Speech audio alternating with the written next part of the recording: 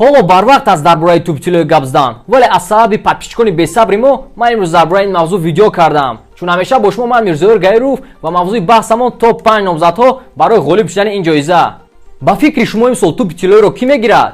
Саволест беҷавоб, вале аз рӯи натиҷаҳои сезони ҷории бозингарон мо якчанд номзад дорем ки феълан бароятон мегӯем ки онҳо киёянд. воситаҳои оммаи ахбор ва инчунин рӯзноманигорони футболфаҳм чандин нафаронро барои гирифтани тӯбтилӯи арзанда медонанд, вале чӣ гунае ки дар боло гуфтем ҳоло барвақт аст, вале аз ҳозир мешавад онҳоро номбар намоем. ҳарчанд кафолат дода намешавад, вале бо боварии комил гуфта метавонам ки ягон бозингари Спартак Москва имсол тӯбтилӯиро намегирад. Акнун таваҷҷӯҳ намоед ба 5 бозингарони грандҳои Аврупо ки бо нишон додани истеъдод ё худ маҳорати воло имкон пайдо намуданд дар рӯйхати имрӯзаи мо ҷой гиранд. пеш аз ин видеоро сар кардан мехоҳам хотиррасон кунам ки канали мо онлайн магазини худро кушод ки шумо дар он ҷо метавонед формаҳои футболиро ба даст оред. либосҳо бо сифати баланд ва нархҳои арзон ба тамоми шаҳрҳои Россия ва Тоҷикистон равона мекунем. ҳамаи формаҳои сезони нав ҳастанд, яъне сезони 2019-2020. барои заказ кардан ба инстаграми мо майдоншоп нависед. ссилка инстаграм дар описания.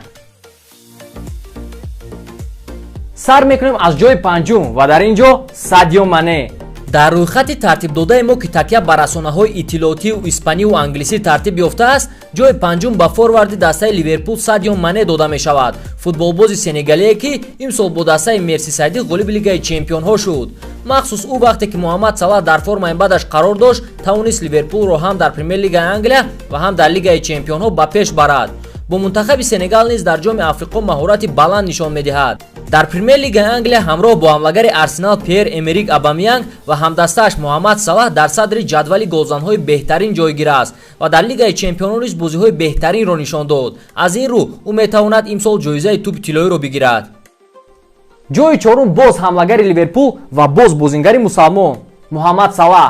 барои чӣ ӯ? ҳозир мегӯям.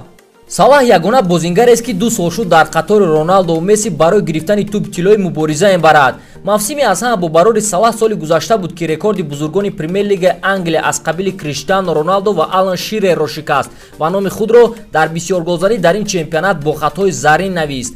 инчунин Салаҳ 2 сол аст ки бо дастаи Ливерпул ба финали Лигаи Чемпионҳо мебарояд. ҳарчанд имсол дар камбеки таърихӣ бар зидди Барселонаи бузург иштирок накард, вале дар финал аввалин шуда ҳисоби бозиро кушод. дар Лигаи Чемпионҳо мо Салаҳ 5 гол дорад ва дар ҷоми Африқо ҳамроҳ бо мунтахаби Миср яке аз бозингарони беҳтарин дониста мешавад. ҳама мегуфтанд ки Муҳаммад ин бозингари як сезон аст, вале ӯ тасдиқ кард ки ин тавр нест. шоҳи Миср низ дар қатори бозингарони дигар имсол даъвои тӯбтилӯиро мекунад. мақоми сеюм ба Вирҷил ван Дейк дода мешавад. ван Дейк ки 75 миллиона интихоби Юрген Клоп буд ки соли гузашта ба Ливерпул омад ва ҳама ҳадс бар он мезаданд ки наход як муҳофизатгарро бо ин қадар нархи гарон бихаранд. ҳама Клопро ахмақ мехонданд. бо гузашти вақт онҳо фаҳмиданд ки Клоп не, балки худашон ахмақ буданд. воқеан кӣ гуфта метавонад ки дар ҳамин 2 сол ягон бозингари зур ӯро гузашта бошад? нест ин хел бозингар. ҳатто Месси бузург натавонист хатти битонии Ливерпулро рахна намояд. ван Дейк 2 сол шуд ба финали Лигаи Чемпионҳо роҳ меёбад ва дар кӯшиши дуюм тавонист ки чемпион шавад. инчунин дар ҷоми Лигаи Миллатҳо тавонист ба финал барояд, вале аз ҷониби дастаи Криштиано Роналдо мағлуб шуд. охир он маротиба соли 2006 аз миёни муҳофизатгарон Фабио Канаваро соҳиби ин ҷоиза шуда буд. тамоми воситаҳои оммаи ахбор эҳтимол мекунанд ки шояд ван Дейк имсол соҳиби тӯбтилӯӣ мегардад. ҳамдастаи ӯ Вейналдум ва ҳамватанаш Бабел дар суҳбат бо рӯзноманигорон гуфтанд ки ҳақиқат ғолиб мебарад агар тӯбтилӯиро ба ван Дейк бидиҳанд, вале вақт довар аст. мавсими гузашта ба ним муҳофизатгар доданд, шояд имсол ба муҳофизатгар бидиҳанд. ҷои дуюм ҳамлагари Ювентус ва мунтахаби Португалия Криштиано Роналдо. бе воҳима 5 голе ки туриниҳо дар марҳилаи плей-офф Лигаи Чемпионҳо заданд ба номи Криштиано Роналдо сабт гардид. мо 100% гуфта метавонем ки ҳам бар зидди Атлетико ва ҳам бар зидди Аякс Роналдо ба танҳоӣ заҳмат кашид. махсусан камбеки таърихии Ювентус бар зидди Атлетико нишон дод ки Роналдо профессионал аст ва аз уҳдаи 3 гол задан бар зидди дастаи мадридӣ мебарояд.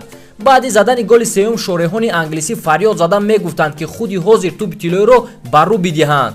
дар ин баробар дар аввалин мавсими фаъолияташ дар серия А ӯ хело хуб бозӣ кард ва қариб буд беҳтарин бозингари мавсим бишавад.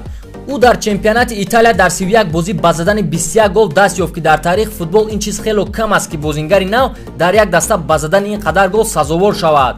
ҳамчунин бурди дигари Криро ин аст ки дар ҷоми Лигаи Миллатҳо ӯ ба ҳайси капитани мунтахаби Португалия хело хуб бозӣ кард ва дар полуфинал бар зидди Швейтсария хетрик намуда ба финал баромад ва бо шикаст додани мунтахаби Голландия чемпиони мусобиқаи мазкур гардид. баъд ён финал Роналдо ба саволи рӯзноманигоре ки аз ӯ дар бораи тӯби тиллоӣ пурсид чунин ҷавоб дод: ман ғолиби 3 трофей шудам, боз чӣ кор кунам? дар ҳақиқатан бозингари португалӣ дар сезони ҷорӣ хеле фаъол буд ва ғайр аз лигаи чемпионҳо дар дигар турнирҳо муваффақ шуд. аз ин рӯ тӯби тиллоиро бояд ба Роналдо бидиҳанд. ба қавле ҷои сӯхташ нест. инро интизор будед. ҷои якум Лионел Месси. то ҳол ягон бозингар 6 тӯби тиллоӣ надорад. ба фикри шумо Месси ин рекордро мезанад ё ки сиёсати футбол ба ин иҷозат намедиҳад? Месси аз дигар рақибонаш шанси бештар дорад барои гирифтани ин ҷоиза. инро натиҷа нишон дод. имсол Месси мисле ки суръат гирифт. агар Юрген Клоп аз сай роҳаш намебаромад, шояд ки дигар номзадҳо ба таври автоматӣ аз рӯйхат мепариданд, вале тақдир набудааст. аллакай ӯ шашумин бутсии тиллоиашро гирифт. дар Ла Лига 36 гол зад ва беҳтарин голи Лигаи Чемпионон низ аз ҷониби ӯ ба дарвозаи Ливерпул зада шуд.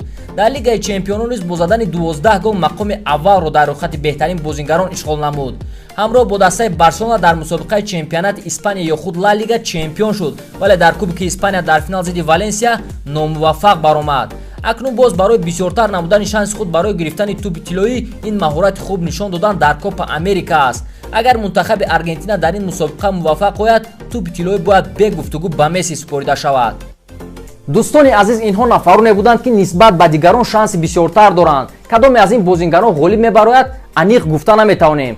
беҳтараш мунтазир мешавем. агар ин видео ба шумо маъқул шуда бошад, лайк монед ва дар канал обуна шавед ки аз видеоҳои ояндаи мо қафо намонед.